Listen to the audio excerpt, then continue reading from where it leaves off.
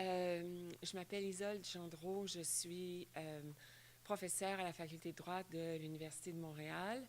Je suis aussi vice-doyenne et secrétaire de faculté. Mais ce qui fait que je suis ici ce soir, c'est parce que je m'occupe de cette série de conférences qui est organisée en partenariat avec le Musée des Beaux-Arts de Montréal sur le droit et l'art. Donc, cela fait déjà quelques années que nous avons de telles conférences ensemble qui sont l'occasion de jumeler un conférencier juriste avec un conférencier historien de l'art. En général, c'est le jumelage que l'on réussit à faire. Et on s'inspire aussi de l'exposition temporaire principale qui a cours au musée pour identifier un thème. Donc, cet automne, l'exposition porte sur le western, le Far West, et c'est ce qui nous a donné l'idée d'organiser une rencontre comme aujourd'hui qui allait pouvoir porter sur les frontières de l'art. Donc, j'avais pensé, quand on parle western, il y avait cette phrase « Go West, young man ». Et qu'est-ce qu'on retrouvait? On repoussait les frontières physiques. Et donc, on s'est dit qu'on pouvait ici peut-être repousser d'autres frontières dans l'art ou dans le droit. Et pour ce faire, on a donc pu faire appel à deux experts dans leurs domaines respectifs. Il y a Madame Marie-Josée Parent, qui est historienne de l'art et qui nous parlera de l'histoire de l'appropriation de biens culturels, parce qu'avec la venue de l'homme blanc sur le territoire nord-américain et sud-américain aussi, en fait, dans tout ce qu'on appelle le Nouveau Monde, il y a la question du rapport entre l'art des peuples autochtones et les démarches artistiques de ceux qui viennent occuper le territoire. Mais avant ça, nous aurons la présentation juridique qui sera faite ce soir par mon collègue de l'Université McGill, le professeur Pierre-Emmanuel Moïse. Donc, il va parler de mythes, de western et de propriété intellectuelle, où il y a aussi dans le droit des questions d'appropriation et de la façon dont ces appropriations sont traitées par le système juridique. Donc, je les remercie d'avoir accepté de participer à cette conférence. En premier lieu, donc, nous pouvons accueillir M. Pierre-Emmanuel Moïse. Merci.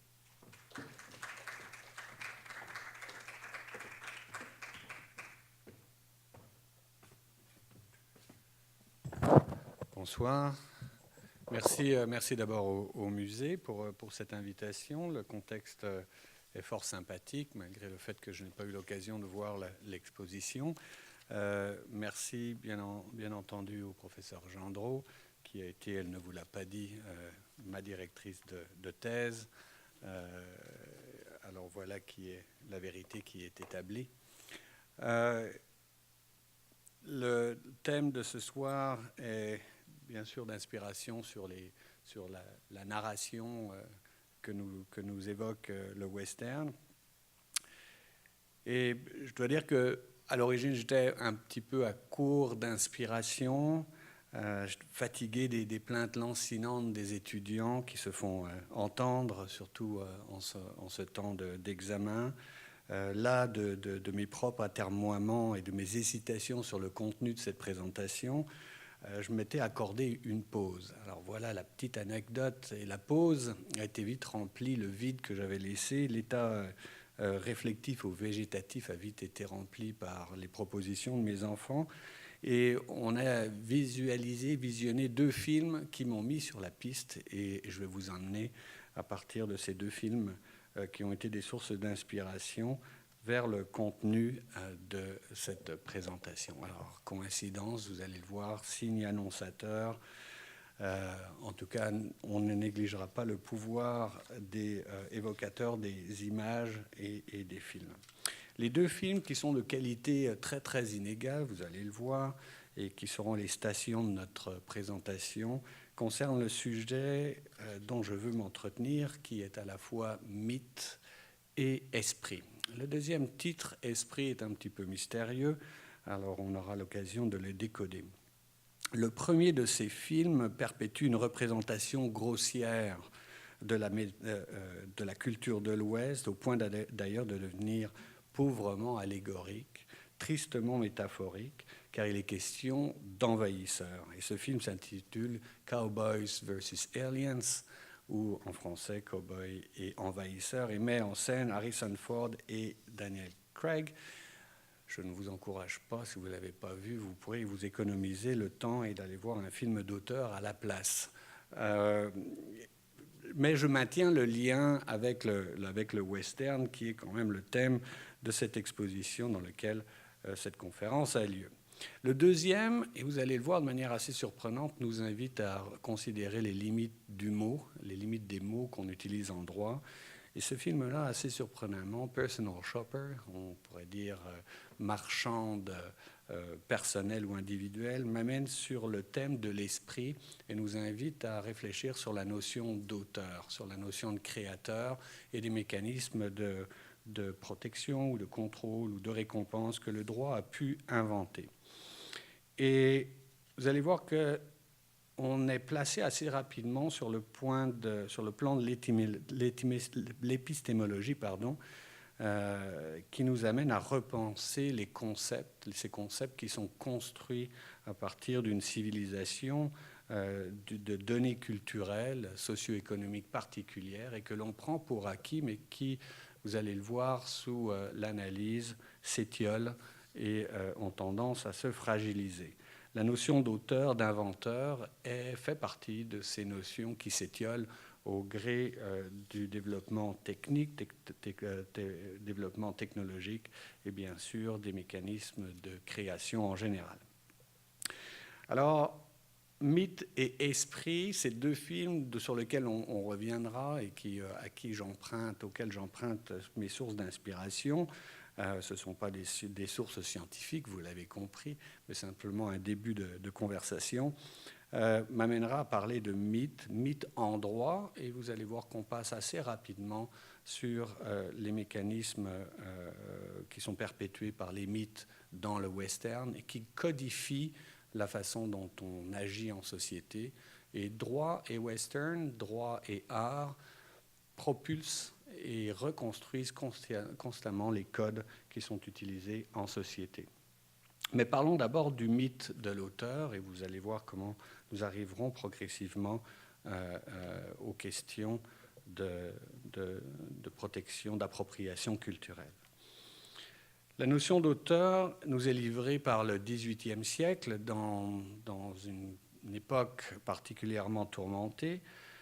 Et Foucault nous rappelle d'ailleurs qu'à cette époque, l'auteur portait la lourde responsabilité de ses actes. Ce n'était pas une personne qu'on voyait comme bénéficiaire d'une protection, mais quelqu'un qui était responsabilisé dans son acte, l'acte d'écrire principalement, et il était tenu responsable des pensées, des opinions qu'il prononçait. Donc avant d'être bénéficiaire aux yeux du droit, il était d'abord un gouverné, il était d'abord une personne soumise à une forme d'autorité. Avec la disparition de la censure, l'auteur est devenu propriétaire progressivement de ses œuvres. Mais là encore, l'idée d'auteur est le produit d'une civilisation. Et si on se demandait d'avoir à chacun de nous, d'avoir une représentation particulière de l'auteur, elle ressemblerait peut-être à l'image que vous avez devant vous, la barbe masculine, une personne de sexe masculin. Et on aurait pu voir le portrait de Victor Hugo, mais en réalité, c'est le portrait de Robinson Crusoe. Là encore, un autre mythe, un autre pétri de tropes particuliers qui gèle, qui fige les images et les représentations que nous avons. Le droit d'auteur, puisque ça va être le premier droit de propriété intellectuelle que l'on va interroger, est le produit de la révolution des droits individuels. C'est l'épanouissement de l'idée de l'individu, et à travers lui, l'auteur est une représentation de cet individualisme. Et Mais cette idée d'auteur ne se comprend que dans un format où l'individu se présente face à face à l'État. Ça nécessite une conception particulière de notre société et d'une société organisée. La notion de droit permet d'articuler l'individu, le citoyen, et l'idée ou la représentation de l'État, de ce citoyen en société. Et on peut dès lors tout de suite s'interroger, est-ce que cette notion d'auteur, ce mot d'auteur, ce concept, qui n'est même pas défini dans la loi sur le droit d'auteur, que l'on prend pour acquis, est-ce que cette notion d'auteur sera la même? Est-ce qu'elle peut exister dans des sociétés qui ne procèdent pas, qui n'ont pas recours à cette notion d'État aussi, comme certains pourraient le dire, sophistiquée, ou cette représentation particulière de l'État occidental? L'auteur dans nos civilisations, donc, c'est une personne particulière à qui on attribue des droits. Il est gardien du sens de son œuvre, il est gardien de sa créativité. Donc, en dehors de cette civilisation, de ce contexte historique particulier, il est difficile de comprendre, de construire la notion d'auteur. Et on pourrait dire que dans la théorie ou la littérature moderne, les féministes ont fini par critiquer, réexaminer, revisiter la notion d'auteur. Et encore une fois, celle-ci se brise au gré du mouvement des sociétés. C'est peut-être ça le 19e siècle aussi, ou le 20e siècle encore plus. C'est peut-être le crépuscule de l'auteur qui avait été annoncé déjà par Barthès ou d'autres philosophes. Mais revenons sur mon deuxième film, qui est Personal Shopper. Et ici, on a un passage du film dans lequel, le film, si je vous résumais la situation, l'histoire d'une jeune femme britannique qui passe son temps à Paris pour faire du magasinage pour une célébrité, et elle attend un signe de l'au-delà qui est supposé que son jumeau décédé est censé lui faire parvenir. Alors, elle attend ce signe de l'au-delà, et à un moment donné, elle part pour Stockholm visiter un musée dans lequel l'auteur, la peintre Hilma af Klint expose, et Hilma af Klint est l'auteur de ce tableau aussi, et a créé tout un émoi dans les années 60, pour ceux qui connaissent son œuvre. Hilma af Klint fait partie d'un groupe de femmes artistes finlandaises qui se sont intéressées très tôt au paranormal, au spiritualisme, et elle crédite les esprits ou le grand maître d'une série de tableaux sur lesquels qu'elle a activement entreprise à l'âge de 44 ans en 1906, aux environs de 1906, donc bien avant Kandinsky. Et elle est donc c'est la précurseur de l'art abstrait. Et ce qui est intéressant, dans ses propres notes, elle mentionne « Les peintures se sont peintes directement à travers moi, sans esquisse préliminaire et avec une grande force. Je n'avais aucune idée de ce que ces images allaient représenter. Néanmoins, je travaillais vite et avec assurance, sans changer aucun trait de pinceau. » Elle a inventé l'automatisme avant l'heure, mais cette référence à l'esprit, ou ce geste qui a été dicté par quelqu'un d'autre que la personne, commence à fragiliser la notion d'auteur comme étant en contrôle, l'individu étant en contrôle de ses actes et de sa création. Mentionnons aussi rapidement une affaire qui est plutôt amusante, que j'ai décelée dans les annales de la jurisprudence américaine, qui date du début du XXe siècle, 1914, une affaire Oliver, une affaire de contrefaçon, encore une fois plutôt amusante, dans laquelle Oliver s'est vu commander, dicter un livre, la production d'un livre qu'il a intitulé A Dweller on Two Planets, et qui relate les faits et opinions et instructions de l'Atalante Philos, le tibétain.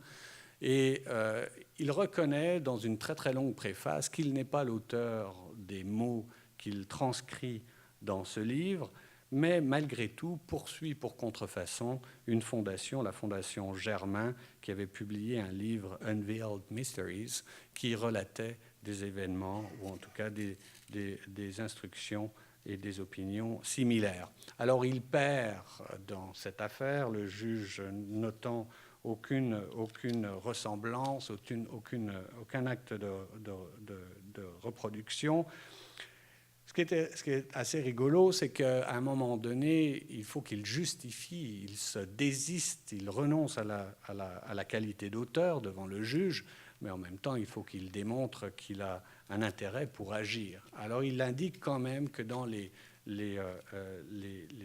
voies qui l'ont dicté, qui l'ont guidé jusqu'à la création de ce livre, on lui a, et le Tibétain, l'Atalante Philos, le Tibétain, lui aurait transféré tous les droits dans le livre. Et non sans humour, la Cour conclut: The law deals with realities and does not recognize communication with and the conveyances of legal rights by the spiritual world as the basis of its judgment. Donc, refus de la plainte en contrefaçon. On n'a bien entendu pas fini de tester les limites de la notion de droit d'auteur. Ici, une œuvre qui est inspirée par l'au-delà. La jurisprudence, encore une fois, nous donne des illustrations amusantes de ces situations, mais des situations plus réelles sur lesquelles nos étudiants s'interrogent. Comme cette situation particulière, 2011, le photographe animalier David Slater se rend en Indonésie pour réaliser un reportage sur une colonie de singes célèbres. Il installe son appareil sur trépied, il met en situation, en contexte, les singes qui l'entourent, et à son retour, il s'aperçoit qu'effectivement, les singes ont utilisé son appareil, une centaine de photographies sur lesquelles seulement 3 vont pouvoir être utilisées. Alors, il poursuit très rapidement cette photographie qu'il publie dans un livre, est reproduite dans les médias sociaux. Il poursuit différents sites Internet sur lesquels elles sont reproduites. Et l'association People for Ethical Treatment of Animals, PETA, décide de poursuivre à son tour et débattre de la propriété de la photographie en invoquant que ce ne serait non pas le journaliste photographe, mais bien le singe auteur de la photographie. Elle demande un jugement déclaratif en ce sens, jugement qui, vous n'en serez pas tellement surpris, rejette la demande de PETA sur la conclusion que un animal ne peut pas être propriétaire de droits d'auteur, qu'il ne s'agit pas d'un auteur selon la loi américaine, mais avec un appendice à ce jugement qui interroge la possibilité de reconsidérer la situation des animaux. Il y a des exemples assez surprenants d'éléphants qui peignent et qui peignent remarquablement bien. Donc la question demeure ouverte, on renvoie la question au Parlement, mais encore une fois, c'est la notion, le mythe de l'auteur, de l'homme barbu assis à la lumière d'une chandelle qui produit, d'ailleurs pourquoi pas une femme, pourquoi pas un animal, encore une fois, la notion s'étiole. Et que dire de l'intelligence artificielle? Est-ce qu'une machine peut produire un objet qui serait protégé par le droit d'auteur et donc devenir à la fois œuvre et auteur? Est-ce que cela est bien possible? On n'a pas encore d'illustration, mais l'engouement suscité par l'intelligence artificielle ne saurait tarder de nous donner quelques illustrations en jurisprudence. Et puis, presque de manière plus banale, mais ô combien importante, la plupart des créations culturelles numériques actuelles sont des faits collectifs. C'est-à-dire que de nombreux auteurs collaborent, situés dans un même lieu, dans une unité d'espace ou de temps ou ailleurs, collaborent à la création d'œuvres qui deviennent à géométrie variable, qui s'augmentent et qui s'améliorent et qui se créent au gré d'une contribution très souple, très flexible que permet Internet.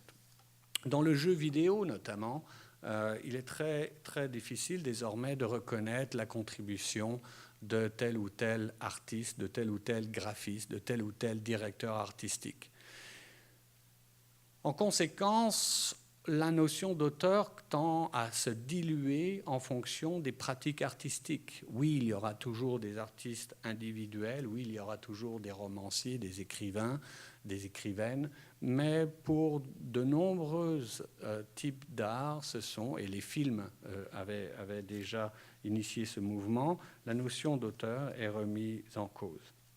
Pouvons encore pousser un peu nos réflexions, mais revenons à travers l'idée d'auteur à l'instrumentalisation du droit. Pour Michel Foucault, le droit n'est que la codification de la morale dominante, de sorte que nos institutions, et le droit en est une, continuent à transmettre des préconceptions difficilement ébranlables. Le droit, dans sa notion, dans sa projection d'auteur, nous invite à penser l'art d'une manière particulière, à protéger l'art pour une personne, pour des individus particuliers, avec emprise des questions difficiles, la création par ordinateur, la création par des êtres non humains et la création collective que le droit d'auteur a toujours repoussé. Encore une fois, on voit que c'est cette codification particulière, qui est une codification historique, épistémologique, qui maintient le droit d'auteur dans une forme d'ossification. C'est toute une culture particulière, celle du XIXe siècle, XVIIIe siècle, qui est transportée jusqu'à nous. Et ce qui était intéressant, si on revisite un petit peu les questions sur l'origine du droit d'auteur, on trouve des propos assez édifiants de Condorcet. Alors, dans les encyclopédistes, ils avaient des intérêts, puisqu'ils étaient à la fois écrivains, éditeurs, et produisaient leurs encyclopédies, et que ça a été probablement une des plus grandes affaires commerciales du début du XVIIIe, fin XVIIIe. L'encyclopédie a donné lieu à des réflexions sur la propriété. Alors que Diderot, lui, ne voyait aucun mal à traiter de la propriété littéraire artistique comme une propriété, de la même manière que l'on possédait un droit dans un bien, d'autres, comme Condorcet, étaient plus sceptiques. Condorcet voyait, en utilisant la métaphore de la propriété immobilière, voyait plus la propriété littéraire comme un jardin public. Il s'agissait de diffuser les connaissances et non pas de monopoliser un objet nouvellement créé par le droit. Mais bon physiocrate, l'idée qui est particulièrement intéressante pour nous ce soir, c'est que pour Condorcet, l'auteur n'invente pas, il découvre. Et l'idée de découverte est aux antipodes pour nous de l'idée d'invention. Parce que dans la découverte, il y a la préexistence naturelle. L'auteur ne fait qu'être le passeur, l'artiste ne fait être que le relais de ce qui existe déjà. Et cette idée n'est pas bénigne. Elle a mené à des réflexions, notamment en matière de droit des brevets. On a depuis très longtemps demandé, notamment les grandes sociétés de manipulation génétique, ont demandé des droits sur le patrimoine génétique. En 2013, la Cour suprême des États-Unis a rendu une décision fort intéressante, fort importante, dans laquelle elle rejette les revendications propriétaires d'une société américaine, Myriad, sur une séquence de DNA. Et la raison pour laquelle elle rejette cette séquence de DNA, c'est que la manipulation, les investissements, aussi lourds soient-ils, qui ont été menés en laboratoire, ne permettent pas de qualifier l'activité de laboratoire comme d'une invention. Il s'agit d'une découverte. La chaîne de DNA existait bien avant l'intervention des scientifiques. Il n'y a donc pas d'intervention humaine, même si il faut des capitaux considérables pour isoler une section de DNA, mais la Cour suprême va refuser en mentionnant qu'il ne s'agit pas d'une invention, mais bien d'une découverte. Cette idée de découverte, plutôt que d'invention, minimise le rapport et l'apport individuel et donc va altérer notre compréhension de l'auteur, notre compréhension parfois augmentée, notre compréhension de l'auteur ou de l'inventeur. Donc, comme pour ces questions de jeux vidéo, où les auteurs ou de nombreux actes créatifs sont fusionnés pour mener à une œuvre unique, l'idée d'auteur devient complètement un objet critique. Venons tout de suite, dans ce lien, à quelque chose qui est encore plus proche de nous, 2015, mais les faits qui ont mené à cette appropriation, ce type d'appropriation, ont lieu bien avant. C'est vers l'année 1920 qu'un homme inuit, Ahua, s'est vu communiquer, parler par les esprits. Manquant de se noyer, il a une communication avec les esprits du Grand Nord et les esprits lui parlent et lui disent de faire le manteau que vous voyez à l'écran pour le protéger des morts subites. Et ce manteau peut être invoqué pour soigner, pour amener des cures à ceux qui en ont besoin. Dans les années 20, un peu avant, un expéditeur danois prend une photo avec la permission de Ahua, et c'est la photo qui est représentée ici. Et en 2015, des designers qui sont peu scrupuleux trouvent dans un livre la photo et s'approprient le dessin que vous voyez pour en faire un défilé de mode et un article de mode qui sont vendus à presque $1000 US à l'époque où ils étaient accessibles en ligne. Ce qui est intéressant, c'est que ici, nos questions qui étaient plutôt de nature philosophique sur la réflexion sur le mot, les frontières du mot, la construction épistémologique du mot auteur prend véritablement toute son importance. Ici, le droit d'auteur n'a aucune attache, aucune prise. Premièrement, parce que l'auteur, si tant est que notre créateur Ahua revendiquerait, ce qui est fort peu probable, la qualité d'auteur. Encore une fois, ce sont les esprits, ce sont la nature qui lui ont dicté ces éléments ornementaux. Mais en plus de cela, le manteau ou l'œuvre créatrice serait dans le domaine public, puisque Ahua est décédé dans les années 1965 et le droit d'auteur ne perdure que 50 ans après la mort. Et c'est là le point important, c'est que le droit d'auteur, dans notre conception transportée d'une civilisation particulière, ne colle pas, ne se fixe pas, ne permet pas d'appréhender d'autres créations qui émanent de civilisations différentes. Donc, notre compréhension, notre traduction de ce que vous voyez à gauche, c'est domaine public. C'est notre compréhension de l'application d'une loi occidentale à une situation sur laquelle le droit d'auteur glisse. Et c'est intéressant parce que finalement, on se rend bien compte que c'est l'esprit ici qui est non respecté. C'est l'esprit particulier ici qui devrait être respecté. Il y a un endroit dans le droit d'auteur, je prendrai votre question juste après, je n'ai presque fini. Il y a un endroit dans le droit d'auteur où le législateur parle d'esprit, c'est sous couvert du droit moral, l'expression de la personnalité, de l'être du créateur qui est placé dans l'œuvre. C'est la transposition de l'individu dans son œuvre. Et le droit moral permet notamment de protéger l'intégrité de l'œuvre contre la mutilation, contre la déformation de l'œuvre. Dans les systèmes de droit d'auteur, comme en France, on va même jusqu'à protéger l'esprit de l'œuvre. C'est-à-dire que sans même une atteinte physique ou corporelle à la forme de l'œuvre, on peut obtenir des injonctions afin d'interdire le déplacement d'une œuvre ou l'ajout, le changement du contexte dans lequel une œuvre a été placée, sans qu'il y ait atteinte physique à l'œuvre, mais simplement que l'auteur puisse démontrer qu'il y ait atteinte à l'esprit de l'œuvre. Quelque chose donc qui est plus intangible, qui correspond à la destination qu'aurait donné l'auteur en créant dans son geste créatif.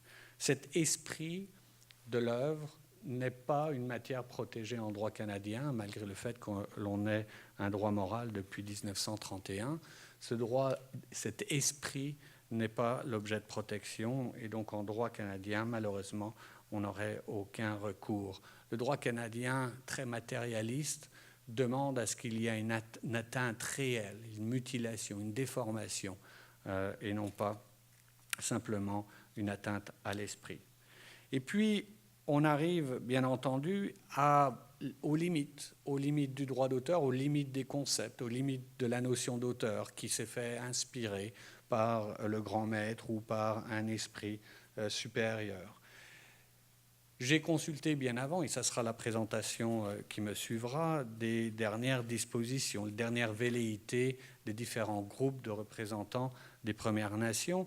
Et en revisitant la commission Vérité et Réconciliation, les appels à action, je me suis rendu compte qu'en réalité, les dispositions étaient bien minces pour la protection du patrimoine culturel, en tout cas en ce qui concerne la commission Vérité et Réconciliation.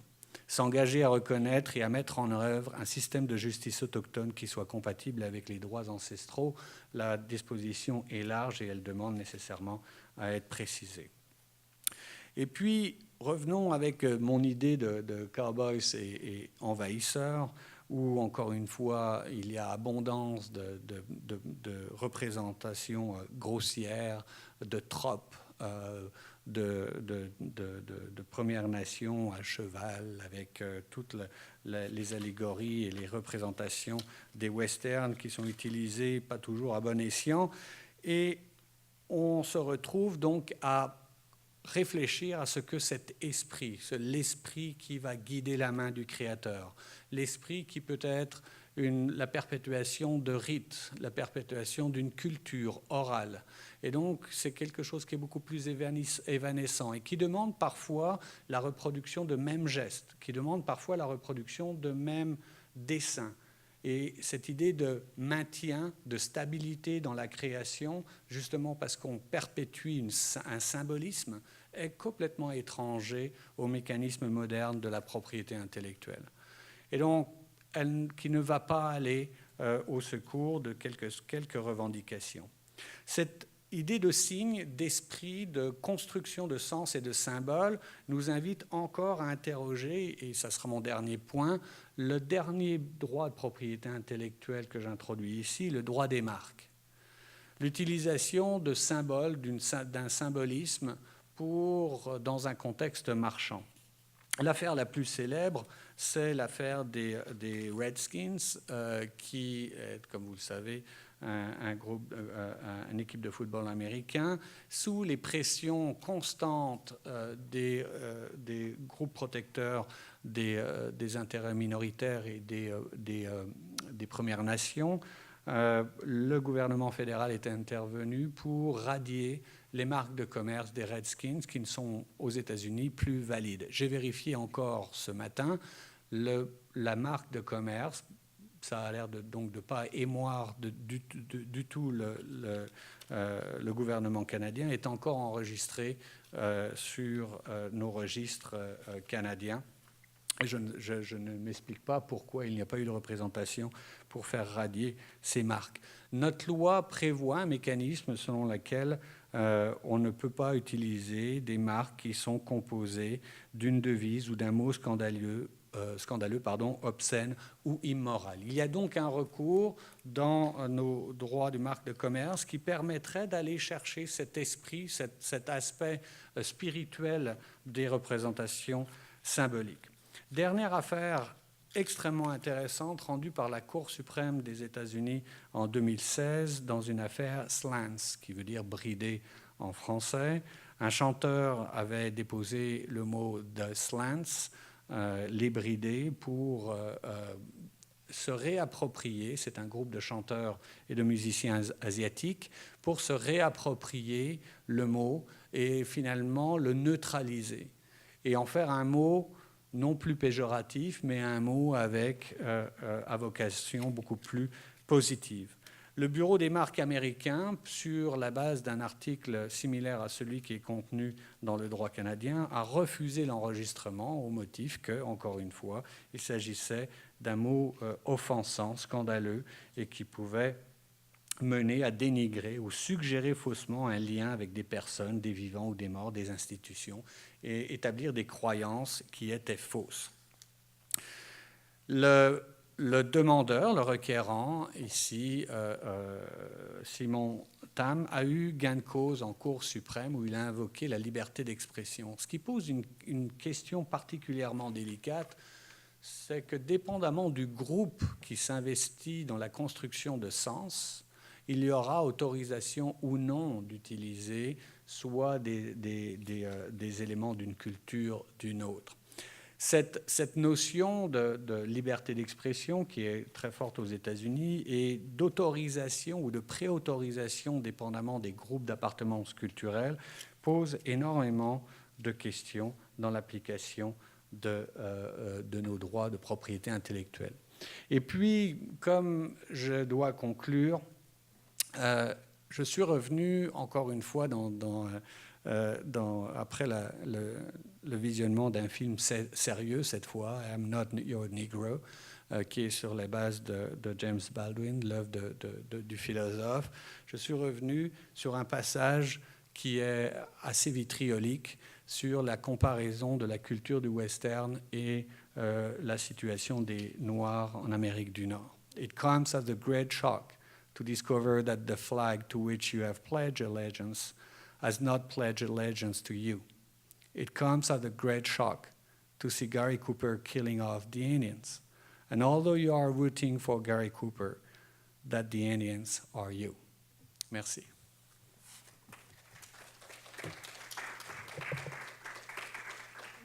Je suis très contente d'être ici. Alors, j'avais prévu une présentation qui parlait de l'appropriation culturelle de façon plus générale, parce que c'est un concept qui est souvent méconnu, mais qu'on entend régulièrement. Donc, j'avais envie d'avoir une conversation avec vous sur l'appropriation culturelle, sur ce que ça pouvait vouloir dire, sur ses différentes significations. Mais j'ai été très interpellée par votre présentation, ayant fait mon mémoire de maîtrise, entre autres sur la théorie de la mort de l'auteur. Et donc, je pense que je vais aussi y répondre en début de présentation parce que ça va me permettre de parler peut-être un peu plus davantage de culture autochtone. Je suis donc acadienne et Mi'kmaq, donc autochtone moi-même. Et donc, je me sens interpellée par cette conversation-là. Et je vais donc me permettre ce que je vais appeler une gentille improvisation parce que j'ai envie de répondre et d'avoir une conversation avec la présentation qui s'est faite avant moi. Mais je vais d'abord commencer par vous présenter 2 courts-métrages. J'essaie de le faire le plus souvent possible, donc du Wapikoni Mobile, qui vont présenter des visions de 2 jeunes réalisateurs. Donc, le premier court-métrage s'intitule « Rien sur les mocassins » d'Eden Malina Awashish, une jeune Atikamekw, et ensuite Aitun, qui veut dire coutume en Innu, de Kevin Bellefleur, qui parlent, eux, de leur perception, de leur culture et de l'appropriation culturelle. Et on pourra ensuite avoir une conversation. Bon, ils ne sont pas présents dans la salle, mais on aura leur vision et j'essaie de démultiplier les perspectives parce que être autochtone, ça veut dire beaucoup de choses, mais ça veut certainement pas dire pouvoir prendre la parole pour les autres autochtones qui ne sont pas dans la salle. Et de multiplier les perspectives me semble toujours important. Donc, je commence par rien sur les mocassins.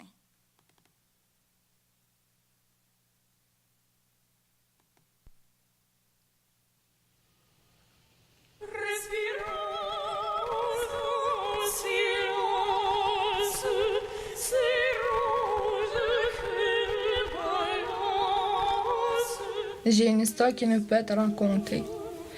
Pas à n'importe qui, en tout cas.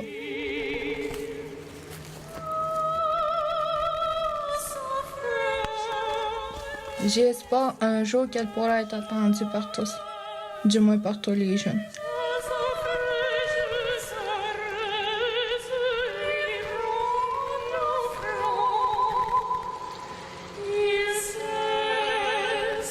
Une journée comme ça, j'étais assise sur le balcon en train de fumer. Puis mon oncle est venu me voir. On s'est mis à jaser, puis en voyant mes mocassins, il a commencé une histoire là-dessus. Il me disait... Quand j'étais plus jeune, ma mère nous faisait des mocassins. La peau était plus épaisse pour qu'elle puisse durer plus longtemps. Donc, en portant des mocassins, on pouvait courir plus vite. Puis ça a donné que je veux faire un film sur les mocassins.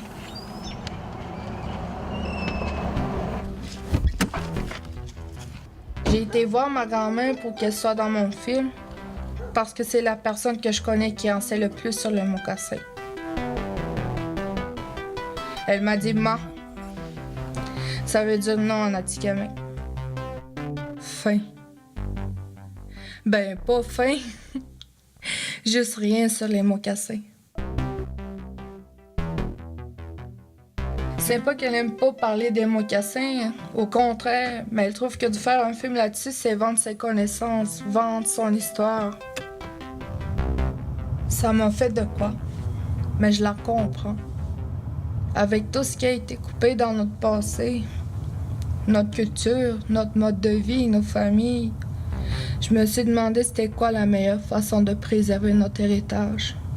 Dans les moyens qu'utilisent les Blancs, comme faire un film, je pouvais pas vous parler des mocassins en tout cas.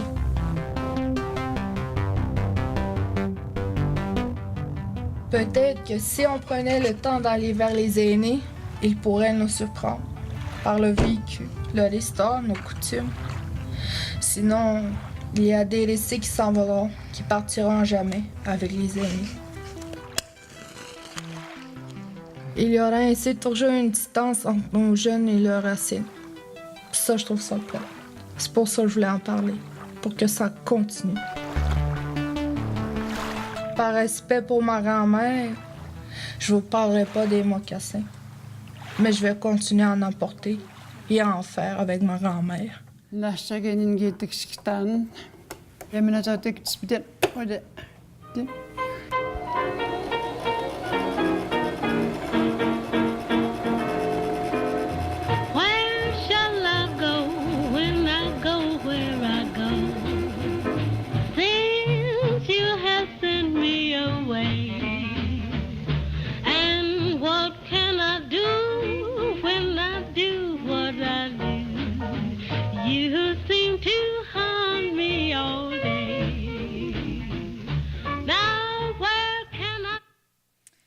Voilà, et je vous présente maintenant Aïtoun.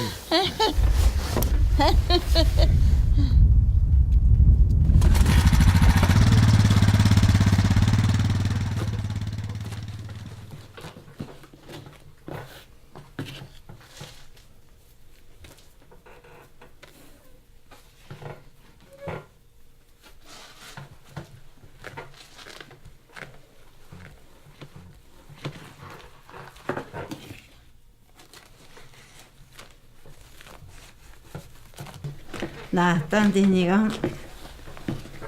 tehniä tavo. On enää pehohevistään.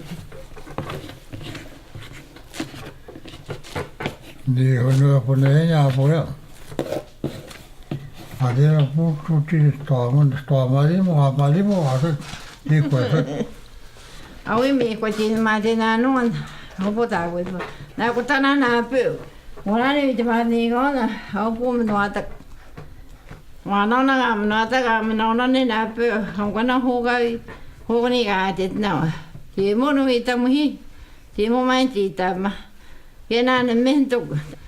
Mä jo mentu. No näen pojat osannut. Tuossa kaatuvuon tungaan tänne pöydällä. Entä? Entä kun tuolla?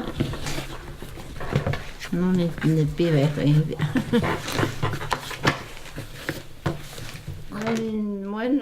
Moi pehkojen päälle. Niin, että kun tämä koin, että vaikka moi. Kun tämä kuutiin näkokemaan nuukumeen. Haateliaan hinnunan oli. Otti hinnunan oli. Tämmöinen taneen juotin nuikat. Tamuittai hinnunan.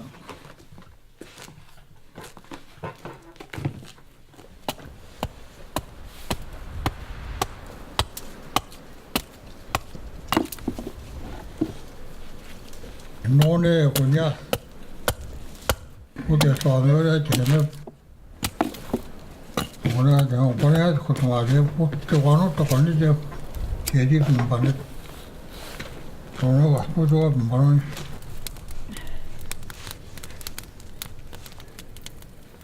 on ja kun ja kannain tuolla tiedämme kaikki on sitten se pitää noin oikein.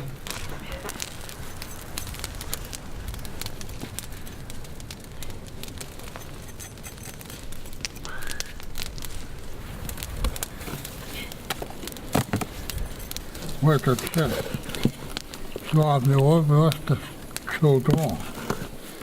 Jätteemeli. Saapaat nanokuna. Et pymminomana vasta tinnuutumaan. Uinnunaat no huumemme, numana vasta johkemaatit. Onko noita niin me etsiin juinnuun. Ja jäämänä kitoo.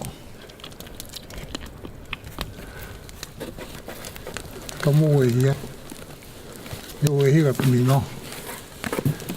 Joo ei hiä muu täynnä.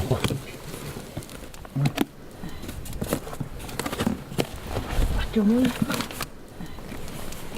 Olet tuohon mitään. Mä vaan.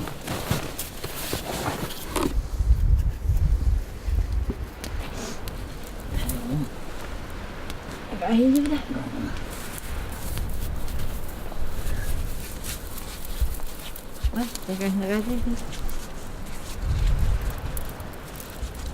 Uin tähän mummona. Minä uin piiva. Sain katain se. Kakaru. On aina miten. Uin otan nosto. Mä varmaan räätiä kun se. Tämä tuota. On niin joku. Mutta ottaa voi siellä mukeppe. Eppä ei piimäin. Ei piimäin. Joo, se ei työtä ole. Nää tietysti. Hattaako sun? Hän työtä. Hattaako ei ole muuten on. Otti hyvä linnu eikä.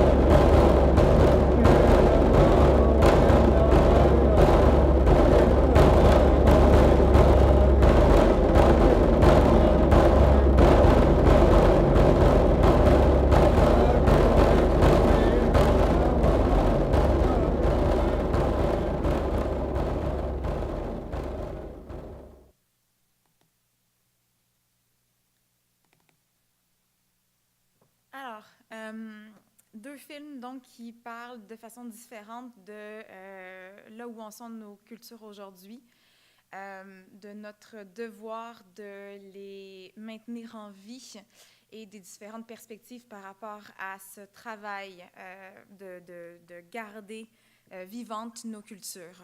Je pense qu'en première, pour débuter la conversation, ce que j'avais envie de vous demander, en fait, c'est justement quelle était votre perspective de l'appropriation culturelle et comment vous la voyez dans le quotidien. Donc, j'étais intéressée de savoir un peu comment vous percevez cette notion-là et qu'est-ce que ça peut vouloir dire pour vous. Mais peut-être qu'avant, donc, je vais parler un petit peu de comment la mort de l'auteur, pour moi, a été un élément marquant. Donc, j'ai étudié au baccalauréat en philosophie et un des premiers concepts qui m'a marqué, c'est ce concept-là parce que je m'y suis retrouvée tout de suite. Comme autochtone, comme Mi'kmaq, la notion que la culture puisse ou l'art appartienne à un individu m'était très étranger. Et je trouvais toujours compliqué de comprendre comment on pouvait avoir la notion de propriété privée, de propriété intellectuelle, de propriété personnelle liée à la création ou à la production de quelque chose. Parce que pour moi, la façon dont on m'a enseigné la culture, celle-ci appartient à tous. Il y a des maîtres, il y a des experts qui la transmettent, mais la notion de transmission intergénérationnelle est au cœur de la notion de culture et au cœur de la notion d'art qui, comme mot, n'existe pas dans ma langue. Donc, on peut être expert dans différentes pratiques culturelles, techniques, mais la notion d'art est étrangère au vocabulaire qui existe en Mi'kmaq. Et donc, quand j'ai entendu parler de cette notion-là de mort de l'auteur, et donc, du coup, l'œuvre ou l'objet avait son sens en lui-même en fonction, par exemple, de sa fonction, de son contexte, je me suis reconnue tout de suite et c'est quelque chose qui m'a vraiment interpellée. Et qui s'inscrit bien dans une vision autochtone des cultures. J'ai envie de le mettre au pluriel. Et donc, ça montre comment, justement, la notion de propriété intellectuelle devient en effet une codification des valeurs d'une culture. Et en ce moment, notre droit est représenté par une culture dominante qui n'est pas la mienne. Et donc qui représente des enjeux qui sont davantage occidentaux. Et là, il y a un enjeu de traduction, de rencontre entre des concepts qui se veulent davantage collectifs sur la culture et sur le partage des connaissances et d'une identité qui se construit ensemble et une notion qui est davantage individualiste, si on veut, du créateur ou de l'artiste qui produit un contenu et d'une société qui, entre guillemets, la consomme, la fréquente, mais pour qui ce n'est pas donné à tout le monde, en fait, de devenir producteur de contenu artistique ou même de culture. Donc, pour moi, il y a ces notions-là qui sont en conflit, entre guillemets, ou en enjeu de traduction, et qui sous-tendent aussi certaines questions sur l'appropriation culturelle, parce que pour se défendre, entre guillemets, dans une logique où les cultures se font approprier, il faut, du coup, se coller à une définition qui n'est pas nécessairement la nôtre de la culture. Et c'est un peu ce qu'on voit sur le film sur les mocassins, quand la grand-mère ne veut pas parler de sa culture. En fait, elle souhaite en parler, mais pas dans ce contexte-là, par crainte, et que la jeune fille souhaite le partager, mais comprend les enjeux de sa grand-mère. C'est cette dualité-là qui est en place, de qu'est-ce qui va se passer avec le contenu et les connaissances que je vais donner dans un contexte qui ne comprend pas ou comprend mal la façon dont on travaille nos cultures et le respect qu'on donne à notre patrimoine immatériel. Donc voilà, donc je voulais commencer en fait avec ça et je dirais même, et on pourra en reparler tout à l'heure, que cette question-là de la propriété découle aussi, en fait, a le même sens quand on parle de propriété physique, de propriété privée, de propriété du territoire. Donc, quand les colons français sont arrivés et ont commencé à demander à qui appartient le territoire, les réponses ont été « mais à personne » ou « à tout le monde ». Cette notion-là que le territoire ou que la terre puisse appartenir à quelqu'un, un individu ou un groupe est étrangère. C'est-à-dire qu'on renégocie les frontières en fonction des besoins des communautés et des nations, mais on ne détermine pas à travers des contrats que des parcelles de terre puissent appartenir à quelqu'un. Et donc, on se retrouve encore une fois dans une situation où les visions du monde ne se rencontrent pas ou ne se comprennent pas et où une culture dominante prend donc le contrôle sans saisir ce que l'autre groupe essaie de mettre de l'avant. Donc, je reviens à ma présentation. Donc, je vais vous lancer la question, et donc j'ai donné des pistes de réflexion parce qu'on en a parlé beaucoup. L'Halloween, c'était il n'y a pas si longtemps. Donc, pour vous, qu'est-ce que l'appropriation culturelle au quotidien? Qu'est-ce que ça veut dire?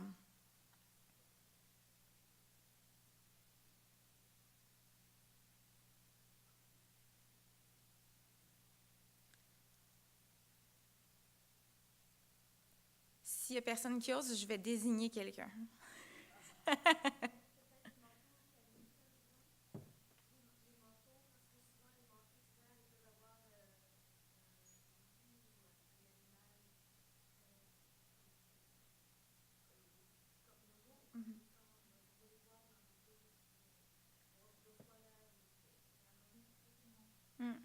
Tout à fait. En fait, je pense qu'il y a plusieurs, justement, définitions qui sont véhiculées et il y a souvent une connotation négative. En fait, l'appropriation culturelle a été construite dans une lecture critique d'un certain mouvement.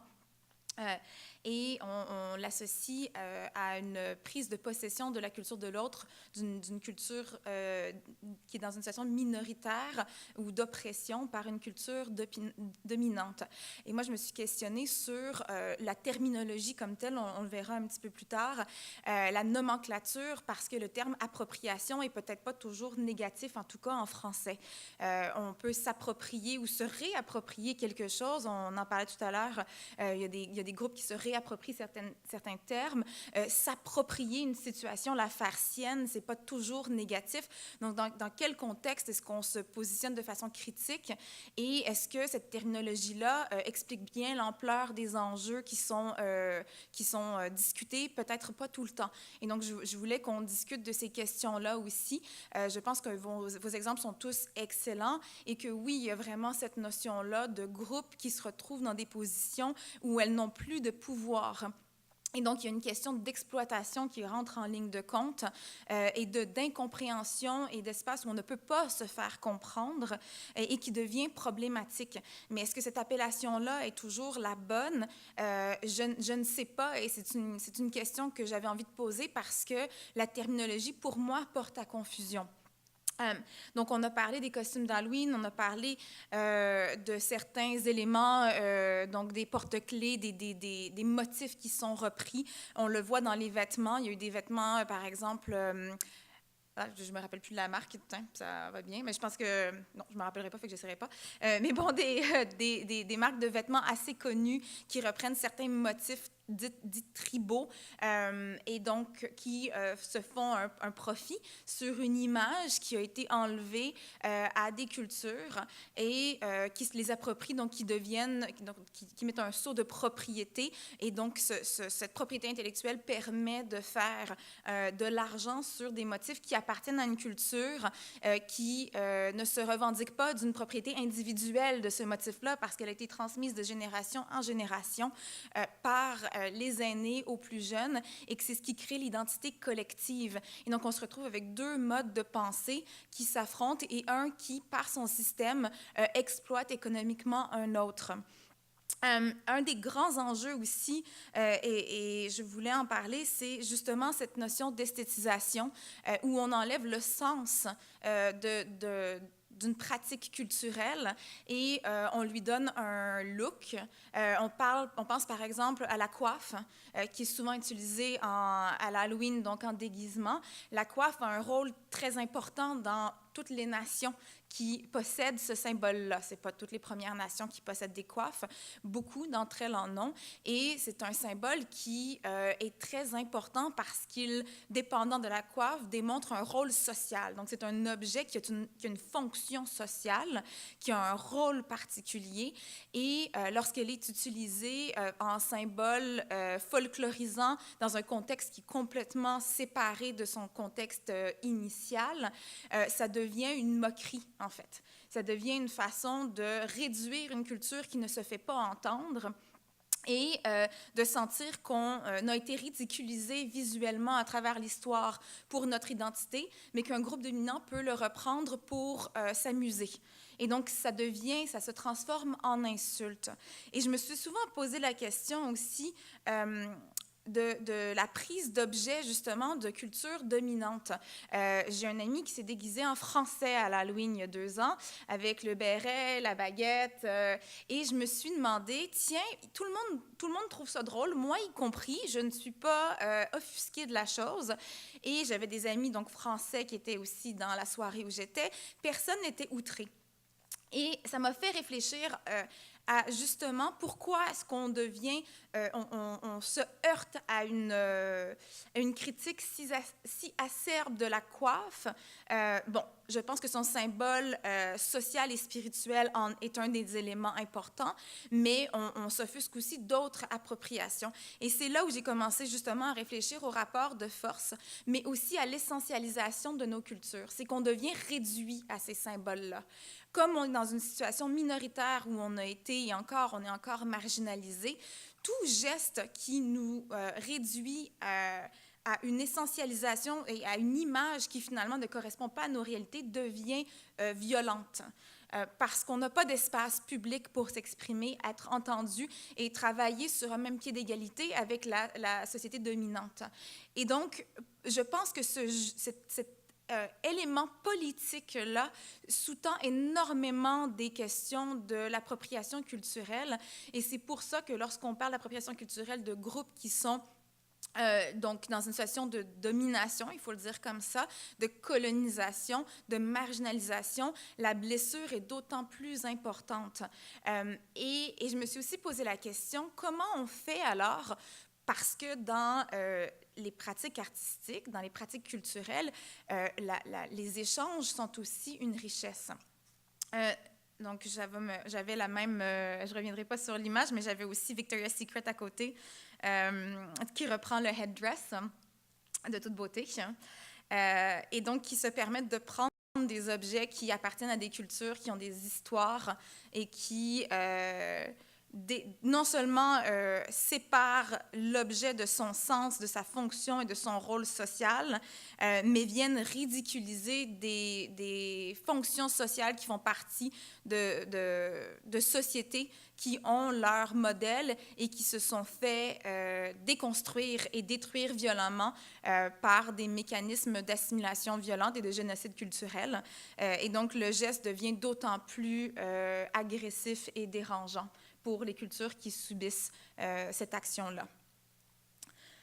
Donc, je voulais parler des nomenclatures. On en a parlé un peu. Donc, qu'est-ce que l'appropriation? Je me suis mise des définitions.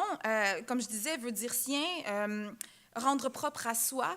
Dans les pratiques culturelles, dans les pratiques artistiques, dans une ville comme Montréal, où on est cosmopolite, les échanges culturels, pour moi, ils sont bénéfiques. Je suis moi-même métissée, je suis mariée à un Polonais. Dans ma vie de tous les jours, on a des échanges culturels qui sont constants. Et je m'approprie la culture de mon conjoint, mais je m'approprie aussi la culture de mes collègues qui travaillent dans d'autres milieux. Je travaille dans le milieu culturel, je travaille beaucoup avec des gens de la diversité, encore une fois, c'est une nomenclature qui me dérange, mais donc de différentes cultures. Et ces échanges-là et ces métissages-là peuvent être extrêmement riches. Et donc, pourquoi est-ce qu'on a commencé à réfléchir à la notion d'appropriation culturelle comme étant un enjeu?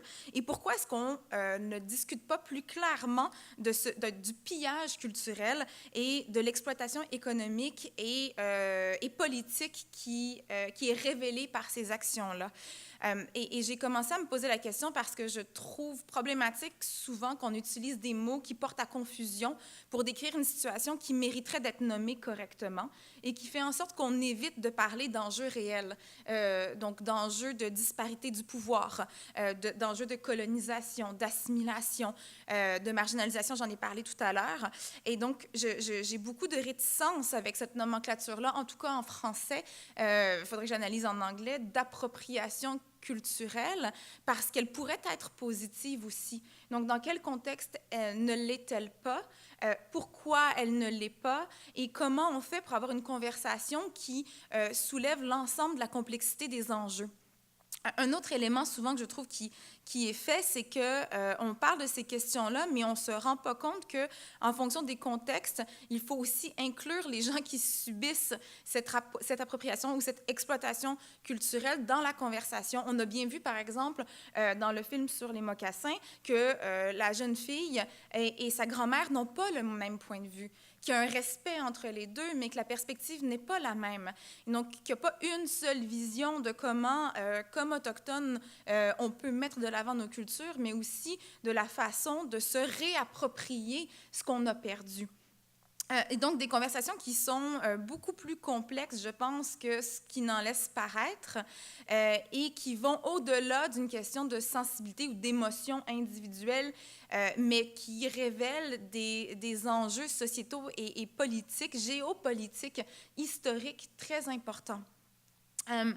Donc, voilà, donc je voulais proposer d'autres nomenclatures par rapport à cette question-là. J'ai parlé donc de la culture dominante, de l'assimilation.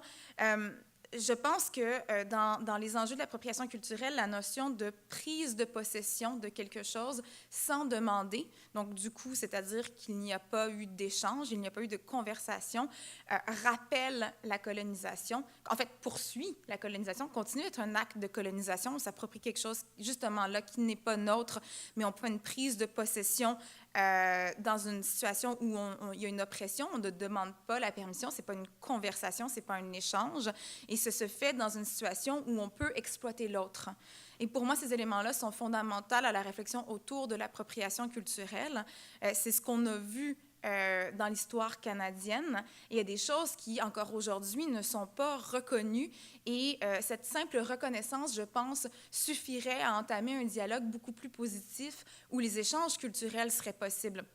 Je pense, par exemple, au maïs, au sirop d'érable, à des pratiques comme aller faire du camping ou aller en canot.